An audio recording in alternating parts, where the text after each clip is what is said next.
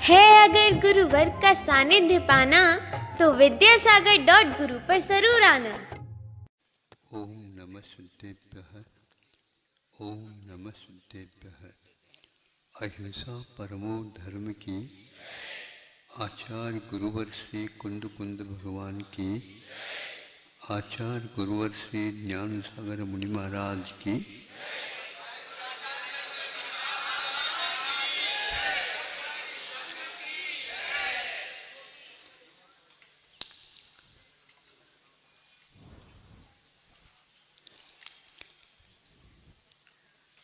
प्रश्न अथवा जिज्ञासा के साथ सब लोगों का ध्यान इस ओर आकृष्ट हो।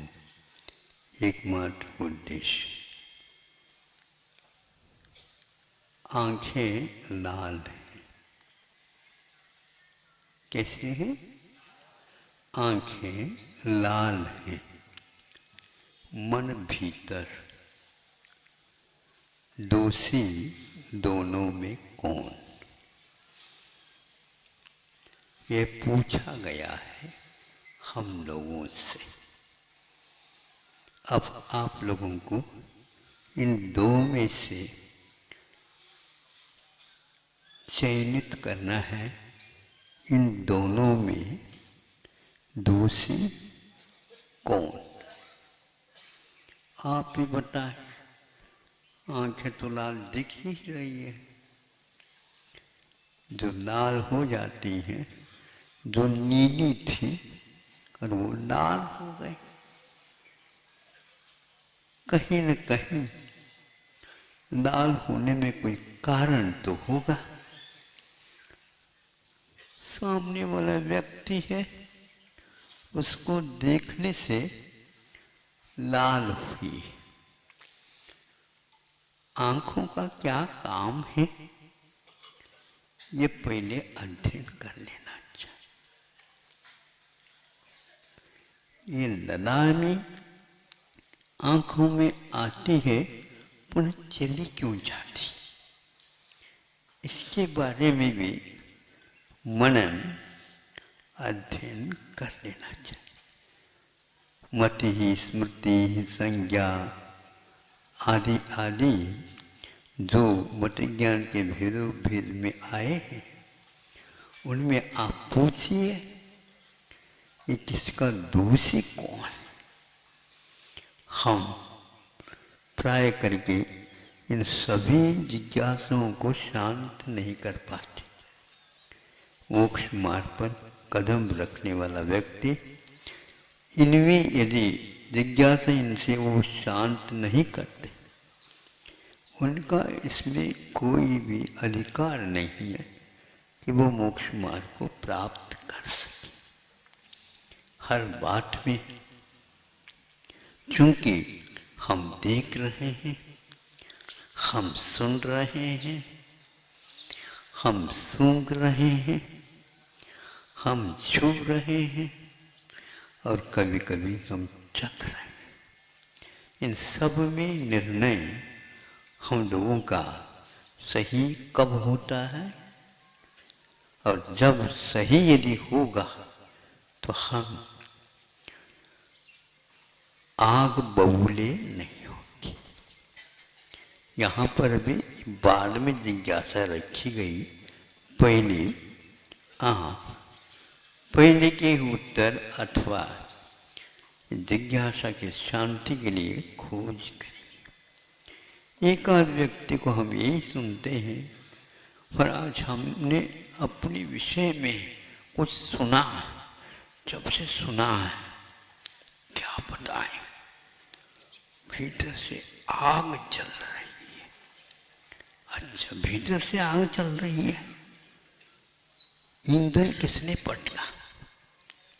ईंधन भी तो चाहिए, किसने पटका? वर्षा वैसे हो रही है, नहीं समझे? बाहर की गीलापन उसके लिए कभी आग बबूला कर सकता है? नहीं। तो ये आग बबूला क्यों होता? आंखें लाल हैं, तो ये ललाई क्यों और नीली थी, वो नीलिमा कहाँ चली गई? कभी पूछा आप लोगों ने? कभी उत्तर मिला आपको? उनको दूसरे से आप उत्तर न मांगिए। ज्यादा डायरी भरने की कोई आवश्यकता नहीं। डायरी शब्द ऐसा कह रहा है कि डायरिया होने वाली।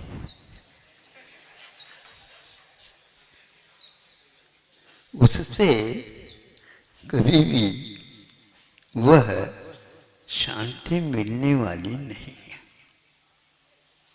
वह अशांति क्यों फैली, इसके बारे में आपको सोचना है। इसलिए 10 दिनों में से एक दिन इसी परीक्षा अनुसंधान के लिए दिया। कई व्यक्ति विद्यालय, महाविद्यालय, विश्वविद्यालय के बारे में सोचते रहते, किंतु अपनी ही विद्या के बारे और अविद्या के बारे में अनभिज्ञ रहते हैं। खोलना चाहते हैं आंखें, किंतु आंखें कहाँ तक खुल जाती है यह हम नहीं समझते। आंखों की शल्य चिकित्सा भी हो जाती, फिर भी उस नजर में कभी सही सही कुछ आता ही नहीं। आता तो सही, लेकिन परिणाम गलत क्यों निकलता? आंखें तो केवल देखती है तो रूप को देखती है। अब वह रूप कितने प्रकार का होता? 4-5 प्रकार का होगा। इसके अलावा दूसरा कोई नहीं था। जिस वस्तु को आपने देखा वह सफेद है, किंतु आपके ये सफेद देखने से नीलेपन को छोड़ करके लाल ये आंखें हुई क्यों? यदि यह निर्णय सही नहीं होता, हम कभी भी सही निर्णय के अभाव में अवश्य ही उस सिद्धांत से विमुख होते जा रहे हैं।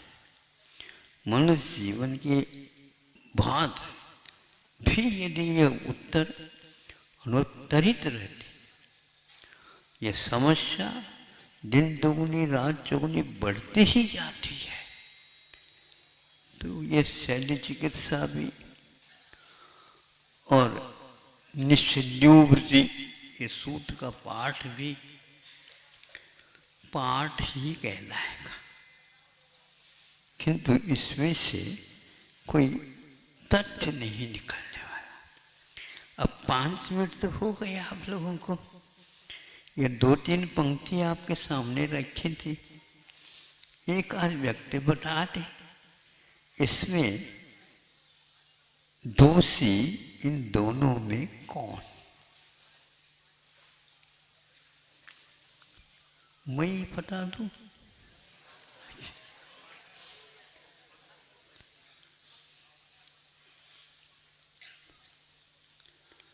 जो अनेक उपाधियों से विभूषित मनस्वी बन करके बैठे हैं, वो अपने आप को क्या कुछ भी समझ ले, किंतु दोषी तो सब लोग।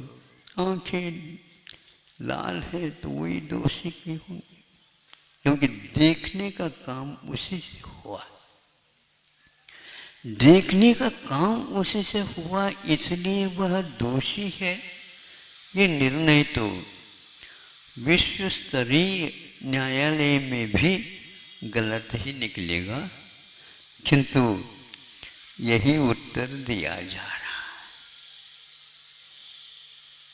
इस ओर आप कभी भी नहीं देख पा रहे हैं।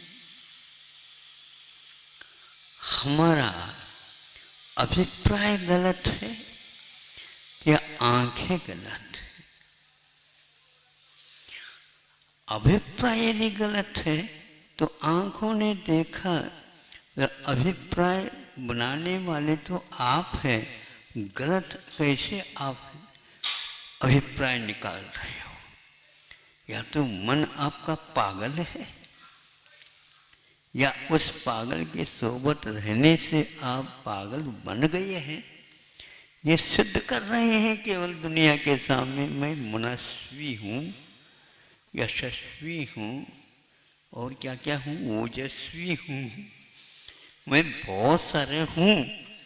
लेकिन इस प्रकार के गलत निर्णय लेने से आप असत्य को सत्य और सत्य को असत्य सिद्ध करते जा रहे हो। इसलिए इन दोनों में दोषी कौन? जो भीतर बैठा बैठा निर्णय लेता है और बाहर आने को तैयार नहीं होता। कहीं अपनी पूल पट्टी खुल न जाए, कहीं मैं दोषी शुद्ध न हूं। निर्दोष को दोषी और दोषी को निर्दोष यदि हमारा निर्णय कर लेता है, हमारा अभिप्राय दूषित। इसके लिए कभी भी मतदान नहीं करना चाहिए। दुनिया तो करते हैं, तो दुनिया में आप हो क्या नहीं हो? दुनिया में हो करके भी आप अपने आप को व्यवस्थित करना चाह रहे हो, तो उसमें तो आपको ये स्वीकार कर लेना चाहिए। इसमें मत की मात्रा कितनी है ये भी आप देख सकते हैं। आपने किसको मतदान दे दिया? आपने किसको दे दिया? तो भैया हम आपको पूछ रहे हैं, तो वो भी तो बात हम भी पूछ रहे हैं आपसे। जैसे आप कहेंगे उसी के अनुसार हम भी करेंगे। मतलब यह अभिप्राय हमारा बनता है देखा देखी अथवा गलत निर्णय के साथ, अथवा सोबत जिसमें रहते हैं उनके साथ हो जाते हैं हम, और बिना चाहे भी हो जाते हैं। फिर इसके उपरांत फिर भी हम तो जो जीत करके आए उन्हीं को दिए थे। हमने तो पहले निर्णय ले लिया था। आप बताओ, असंगी पंचेंद्रिय तक चुनाव नहीं होता किसी अन्य पदार्थ के बारे में, किंतु संगी बनने के उपरांत वह चालू हो जाता है। और संगिनः समनस्का, ऐसा का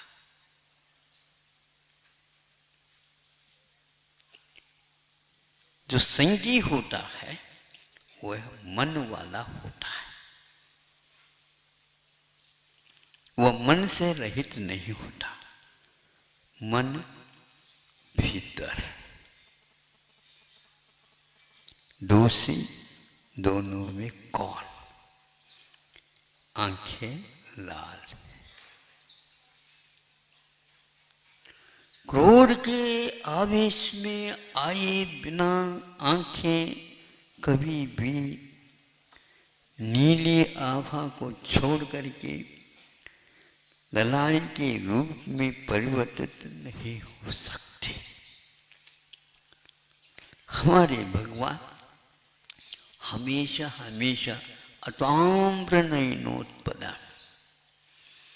हम भगवान के दर्शन करते हैं, आप क्या करते हो? भगवान की कभी आंखें लाल हुई क्या? उनके नाखून देखो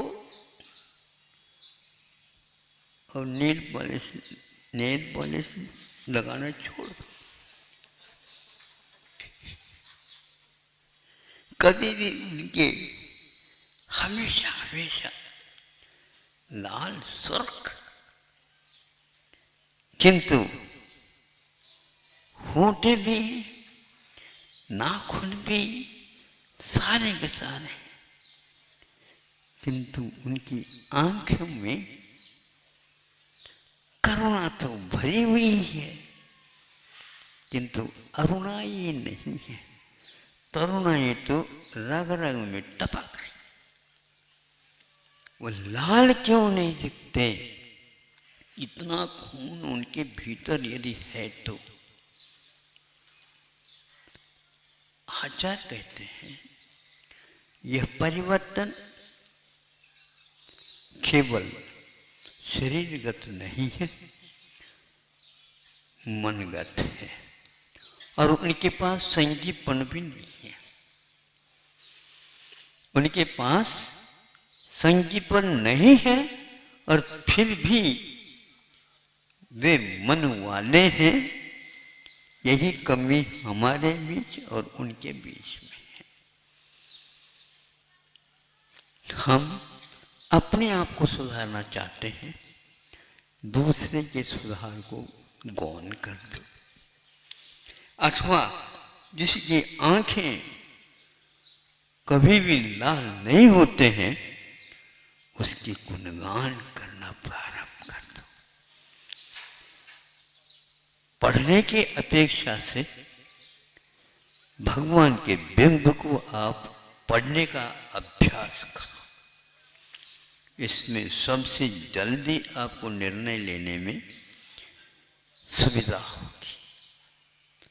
जो इस प्रकार समझता है कि स्वाध्याय उसी को होती है जो सरस्वती के साथ हमेशा हमेशा अपना तालमेल बनाए रखता,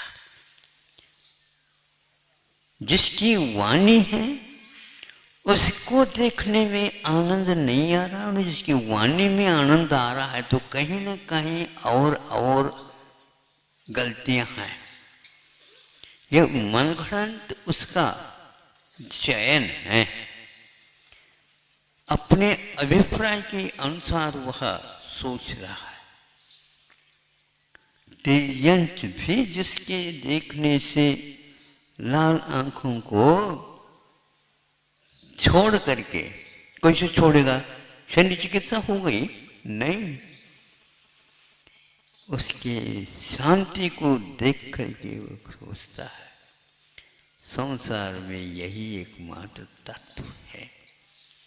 समर्थ भद्र महाराज जी ने इसी को तत्व घोषित किया। ये भ्रांति है आप लोगों की। मन विक्षिप्त हुआ, आपका तत्व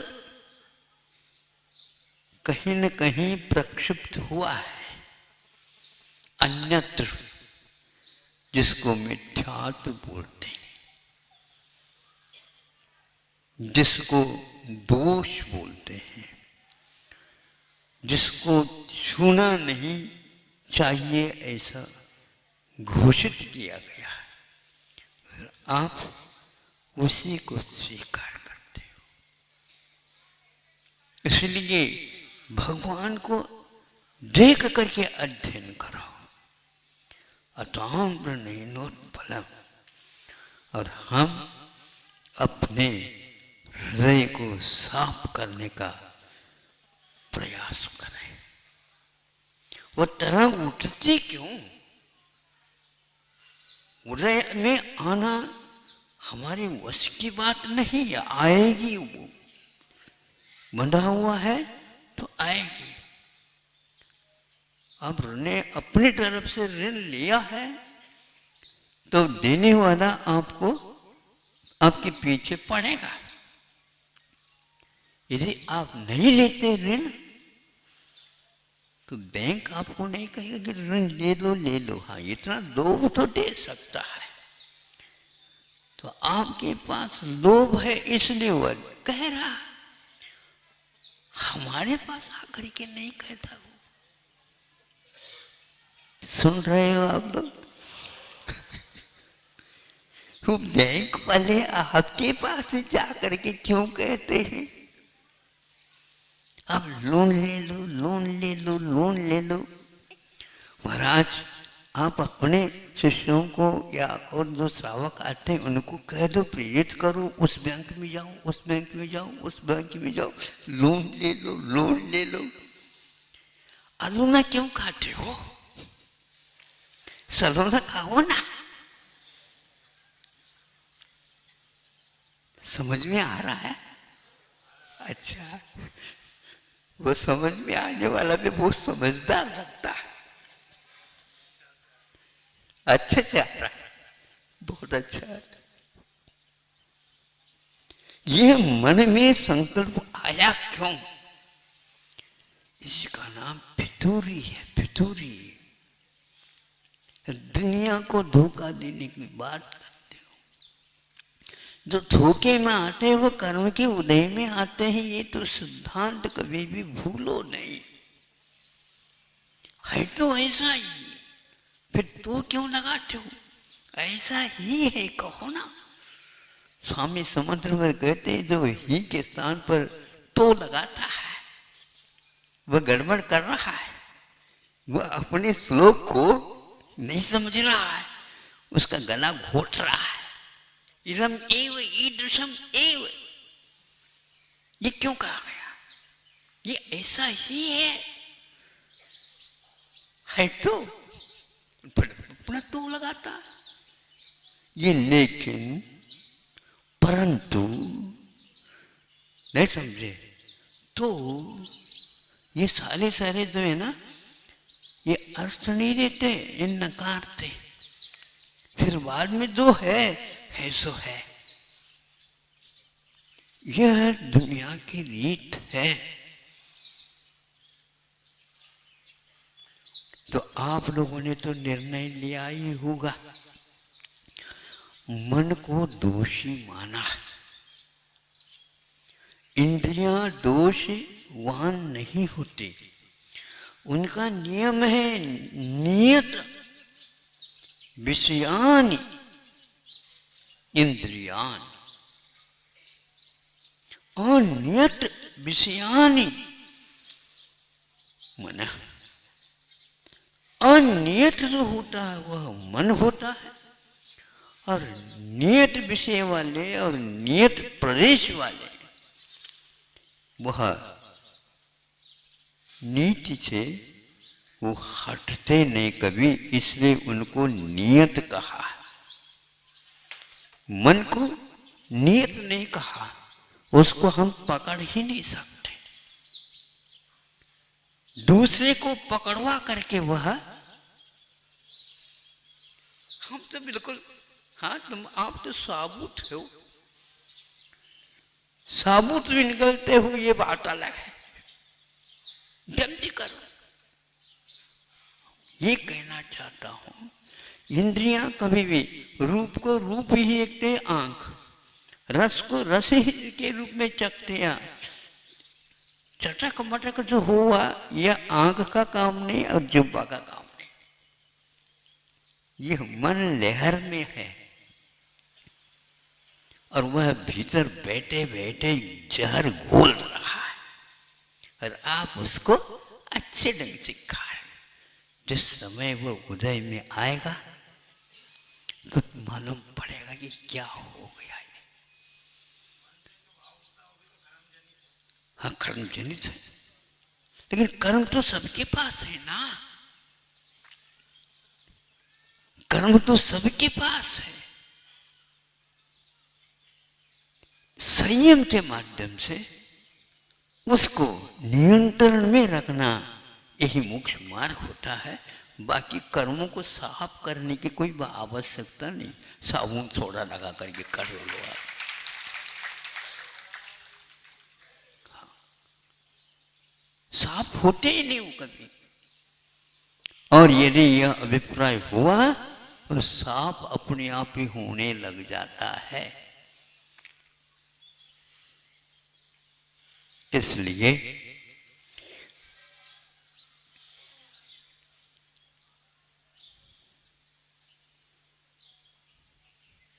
न सूरत बुरी है,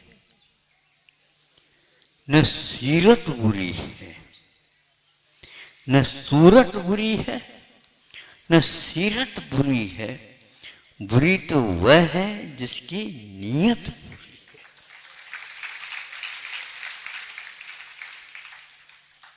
उसको करवट ले जाओ तो करवट एक बार ले लेगा, दुनिया कितनी भी कहे हम अब परिवर्तित नहीं करेंगे। इसलिए आचार्य कहते हैं भगवान के दरबार में देर हो सकता है। हाँ, बस कितने अच्छे जल्दी जवाब दीजिए आप। इतना आसान है ये। आसमान को छूना आसान हो सकता है, लेकिन इसमें करवट देना आसान नहीं है। बिरले ही इसको स्वीकार करते हैं। दूसरे के लिए संकल्पित करने का उनका काम है। भगवान ने आज तक रिकॉर्ड बनाया, तीर्थंकरों ने आज तक किसी ने किसी को संकल्पित नहीं कराया।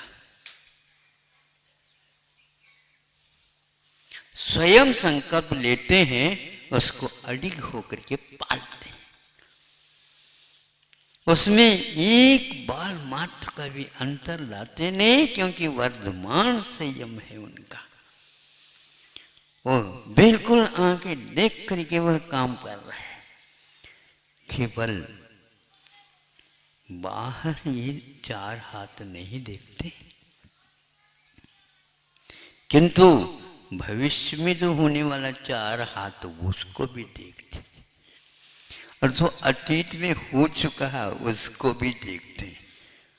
और उसमें ये करते हैं कि पैर कहाँ कहाँ पर पड़ा, यदि गलत पड़ा है सुधारने का प्रयास पुरुषार्थ करते हैं। इसलिए मूल गुणों में उनका दोष कभी भी नहीं लगता, उत्तर गुण में भी कभी दोष नहीं लगता, किंतु अंतर्मुहूर्त के उपरांत मन अधीरा होकर के बाहर आ ही जाता है, और इसकी कान पकड़ करके पुनः भीतर खींच करके ले जाते हैं। ये खेल उनका वर्षों तक चलता है। महावीर भगवान को तो कितना 12 साल, हाँ 12 साल लग गए महावीर भगवान को 72 में। और आप 12 घंटे भी नहीं होते, कई बार करवट ले लेते। यह मन क्या है? हमारा गलत निर्णय का नाम मन है। हम बार बार गलत लेते हैं, उससे उसकी पुष्टि हो रही है। एक बार भी यदि गलत निर्णय को हम ठीक कर देते हैं, दोबारा उसमें अनुपात अवश्य कम होगा, तीसरे बार में और अनुपात कम होगा, क्योंकि प्रत्याख्यान के साथ हमने इरादा लिया। इसलिए कभी भी किसी से वो दीक्षित नहीं होते, कभी भी उन्होंने अपने वचन नहीं दिए किसी के, किंतु एक को ही देते हैं जिसको हम एक प्रकार से जिनवानी बोलते हैं। माँ के समान समझ करके वो जो लिखा है या वो जो बताते उसी के अनुसार उनकी चर्या बनती है। कि इसलिए दूसरे के लिए अपनी चर्या वो बताते भी नहीं और दिखाते भी नहीं, और उनका वह चलता रहता है। क्या अद्भुत साधना है! और आपको संतुष्टि मिल कैसे सकती है इन दोषों के भंडार के साथ? यही संकल्प है इसका कि मैं कम करूं। यह भी कम बात नहीं है। पूरा दूर करूं फिर कहना ही क्या है। भूल का होना, मनुष्य भूल का पुतला है। हाँ, इन पुतलियों में ही भूल है।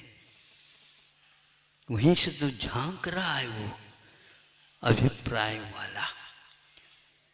आशय, अभिप्राय, अंतरंग, अनंग, क्या क्या इसके नाम हैं और इसकी क्या क्या करतूतें हैं।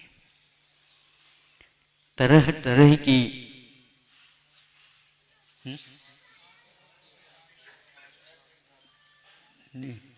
भांति भांति के भ्रांतियां, तरह तरह के चाल, नाना नारद नीतियां ले जावे पाताल।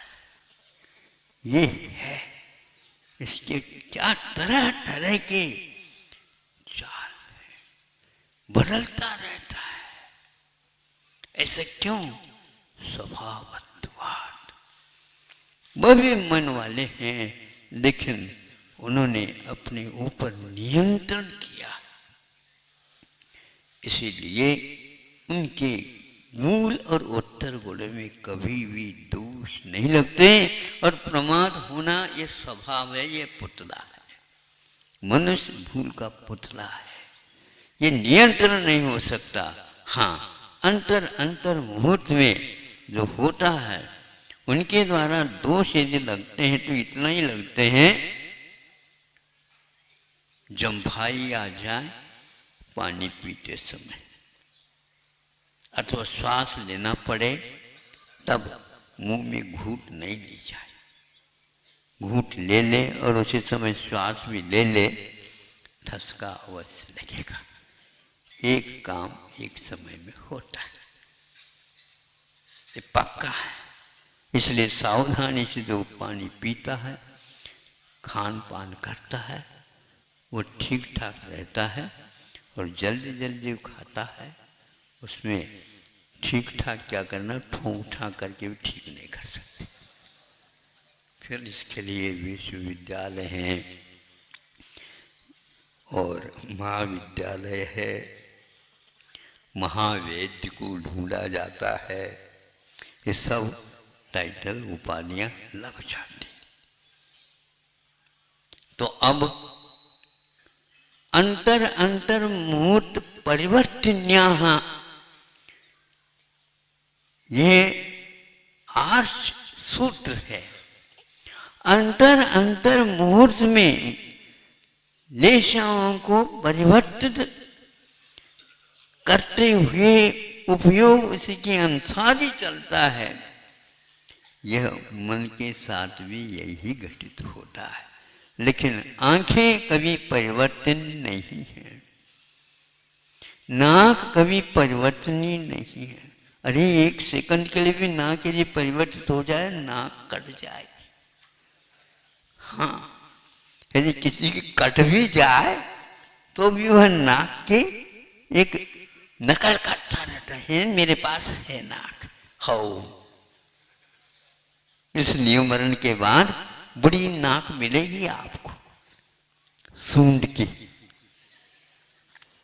हाथी के पास जो सूंड है, जिसने अभिमान किया, उसको अब नाक रगड़ते हुए जाओ।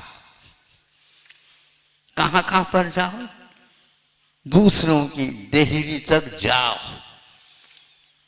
बोले स्वामी के लिए नमोस्तु कर दे, हो उठा दिया, पहले नाक को उठाता है,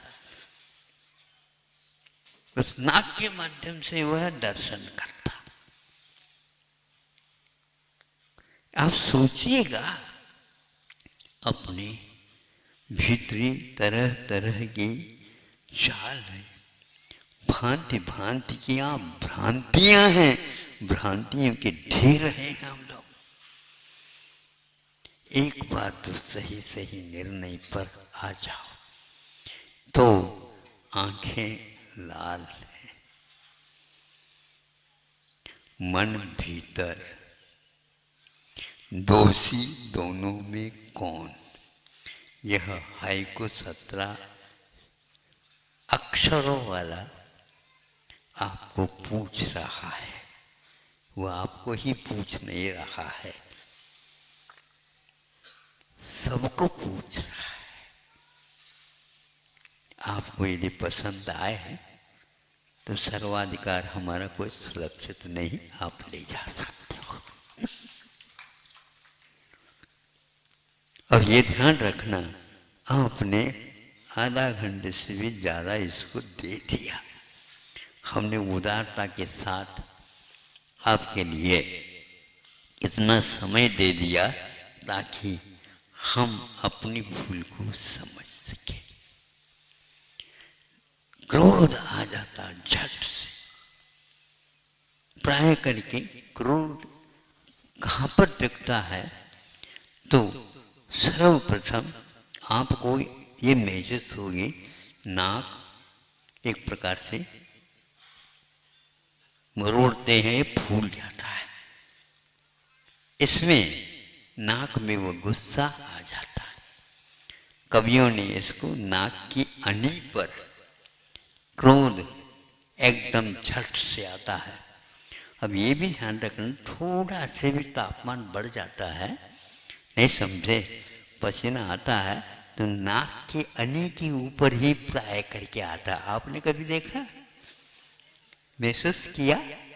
हाँ, वहीं पर आता है, वहां पर तपाने की कोई आवश्यकता नहीं, अपने आप ही गर्म होता है, गुस्सा वहीं पर रहता है, उसका विश्राम स्थान वही है। उस नाक को देखते ही फिर क्या, गोद में बैठ करके दूध पीने वाला भी लड़का निर्णय ले लेता है, कुछ होना है अब, नहीं समझे। जब दूध पिलाते पिलाते वह कुछ गंभीर हो जाती है, आप सुन रहे हो? हाँ, गंभीरता से सुन दो। यदि गंभीर हो जाती है तो दूध पीना वो बंद करता है। ये गंभीरता क्यों आ गई? और वह देखने को मिला, धीरे से वह लड़का गोद से खिसक जाता है।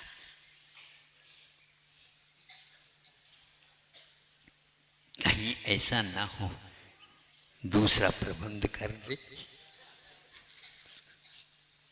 चौपट। वो बुलाने के बाद भी नहीं आता, प्यास भूख लगने के बाद भी नहीं आता। सुन रहे हो गोद वाले हो? छोटा लड़का भी होता, आपकी परीक्षा, आपका निर्णय अपने आप ही समझ लेता है, क्योंकि आपका शरीर और मुख गंभीरता से गिर गया, कुछ न कुछ इसमें हुआ। उधर गया, दूर से देखा, अरे पिताजी भी आपे में नहीं, आप अपने में आप में है हो, देख तो दो। आपके लड़का ने सोच लिया, लड़के ने, पिताजी आपे में नहीं है। अब जो आपे में नहीं रहता, हमारा ये निर्णय है, उसके पास न माँ न पिता न भाई न बहन कोई भी जाना नहीं चाहता, चाहे जिंदगी भर उसके लिए कुछ भी दे दे, लोभ नहीं चाहिए। आप कितने लोभ करते जाते हो, ये कहाँ कर रहे हो, क्यों कर रहे हो, सोच तो। तापमान क्या है, ध्यान रखो। शरीर का तापमान कुछ बढ़ सकता, घट सकता है, लेकिन भीतरी जो अनुपात है शरीर में वह 98 अवश्य बना रहता। 50 को भी तापमान छू रहा हो तो भी भीतर 98 पाएगा। और टाइगर हिल पर भी जाकर के देखोगे, जहां पर -40 रहता है शीत, वहां पर भी देखो शरीर का वह तापमान कितना रहता है, तो वो भी 98 रहता है। ये स्वस्थ व्यक्ति का एक लक्षण है। आपको भी कहीं भी जाए पहले इसको टटोलना, यदि इसमें अंतर आ गया समझ लेना ये फालतू 1 घंटे के लिए ये उस समय देना हो गया। अन्य कुछ काम करते संभवतः कुछ लाभ होता, किंतु यहाँ पर उसका कोई निर्णय नहीं हुआ तो ऐसा ही जिंदगी भर बिना निर्णय के ही एक्शन निकलते चले जाते, होता नहीं। चाहे स्वर्ग मिले, चाहे मनुष्य अवस्था मिले, कोई मिले, समूह शरण भी मिले, तो भी वहाँ पर कुछ होना जाना नहीं है। भगवान भी आप में किसी भी प्रकार से कुछ भरते नहीं, और जो दोष है उसको निकाल करके बाहर फेंकते नहीं। ये काम उनका है ही नहीं।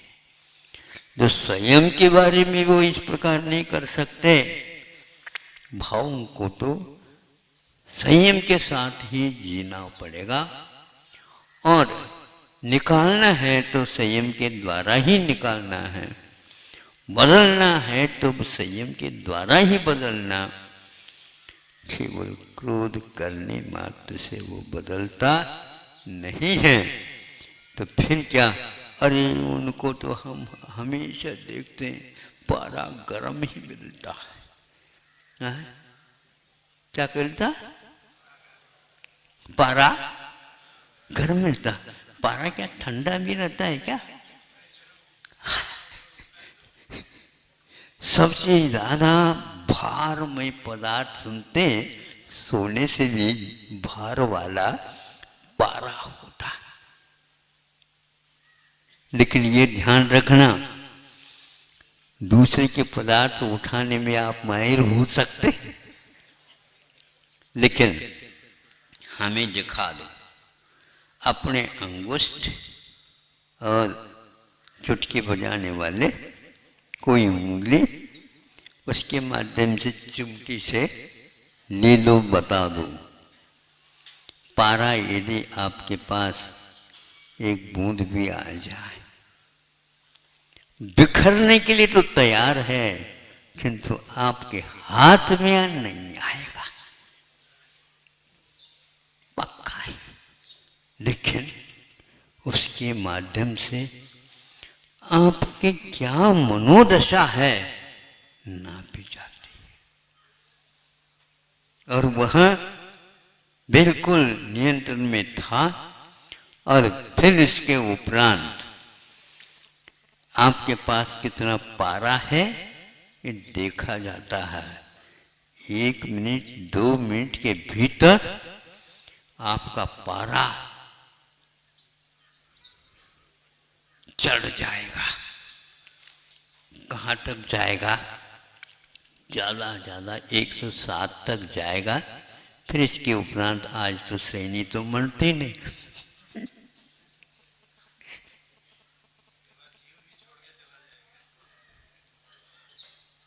कोई नहीं रुक सकता। 7 के बाद अप्रमत्त अवस्था हो गए,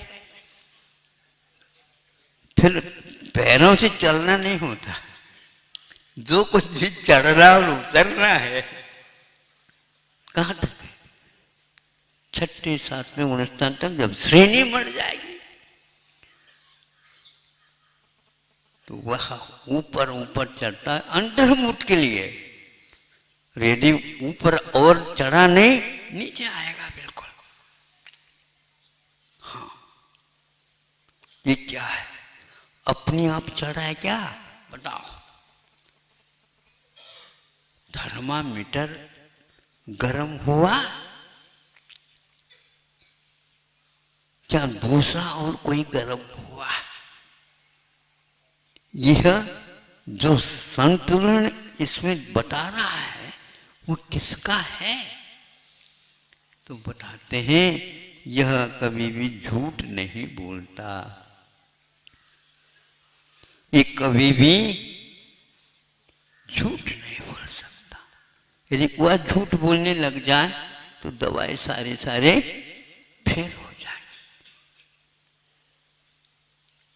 इतना भारी भी आपके थोड़े से तापमान कह रहे हो आप, ये थोड़ा तापमान है क्या?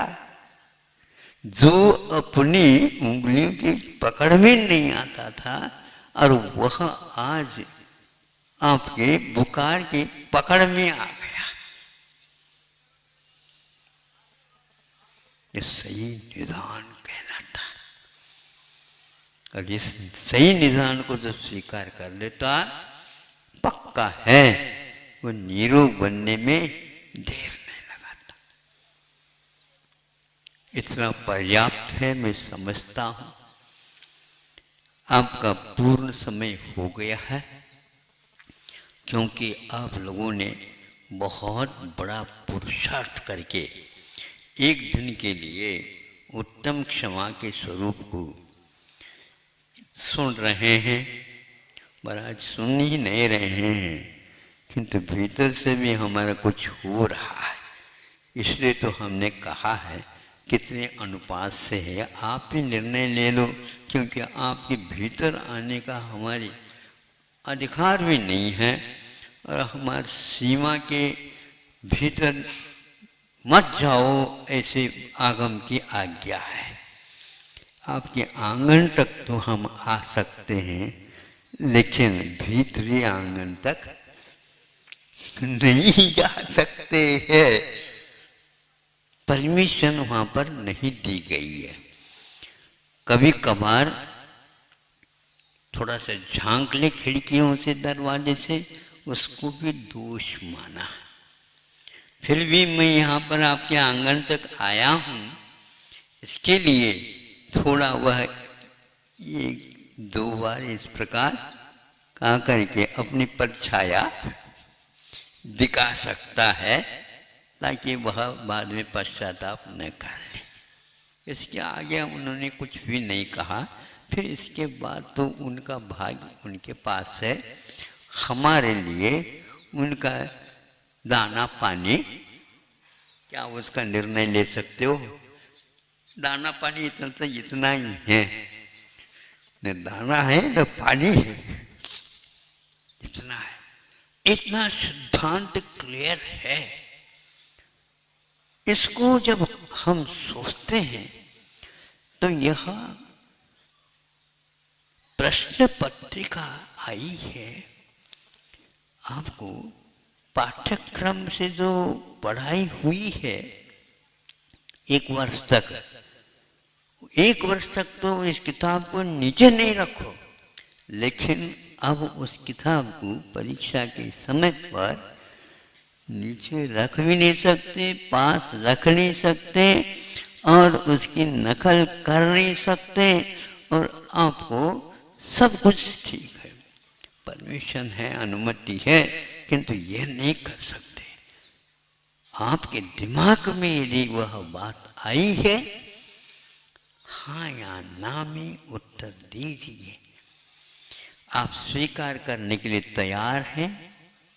हाँ महाराज, उस दगाबाज मन को आज से कम आप अपने वश में रखने का प्रयास पुरुषार्थ करिए। और आप सही भी हैं तो भी सही मैं हूं ऐसे इस दुनिया के सामने मत कहिए। असतर्क हो रहा है, नहीं समझे? सतर्क का अर्थ तर्क करना सीख लिया उसने। हाँ, सतर्क का अर्थ जागृत होना चाहिए, सावधान होना चाहिए। और वह सावधान उसी को बोलते हैं पर की ओर ना देखो। यदि पर की ओर देख करके अपने आप को सुधारना चाहते हो तो गुणों को ढूंढो। यदि पर के गुण यदि दोष में नहीं आ रहे हैं तो दोष तो बहुत जल्दी आएंगे। इसलिए आप दोषों की ओर मत जाओ, क्योंकि दोषों के भंडार स्वयं भी है। ऐसी स्थिति में उन दोषों के भंडार में से कुछ तो कम करें, और अवश्य ही एक बार कम करना प्रारंभ कर देंगे, आपको लगेगा हाँ इसमें जो संतुष्टि मिलती है इस संयम से वो अन्यत्र किसी भी प्रकार से नहीं मिलती है। यह कठिन साधना तीर्थंकरों ने भी की है और ये महाव्रत उनके हैं, लेकिन महाव्रत का पालन करने से ही संसार को मालूम पड़ा कि ये महाव्रत होते हैं। इसलिए उनको महान, पावन, पवित्र माना है, क्योंकि गुणों की उपासना करने से ही पवित्रता आती है, दोषों का निष्कासन होता है। मोह और दोषावरण योर हानि, दोष और आवरणों का नाश होने के उपरांत ही भगवान आप आप्त बने हैं, निर्दोष बने हैं, 18 दोषों से रहित बने हैं। आपकी आंखें लाल हुई हैं तो यह भीतरी मन का परिणाम है, और आंखों को मलो नहीं, अपनी आप ही वह पुनः पूर्व स्थिति पर जाएगी, और आप अपने मन को मलो, मर्दन करो और खबरदार कहो, तुम्हें अब किसी भी प्रकार से तुम्हारे लिए समर्थन नहीं दिया जाएगा, बहुत हो गया। अब हम तुम्हारी चाल को समझ चुके हैं, अब तुम्हारी चाल को हम समझ चुके हैं, तुम्हारी चाल में हम नहीं आने वाले हैं, हम भी कुछ शतरंज खेलते हैं। अहिंसा परमो धर्म की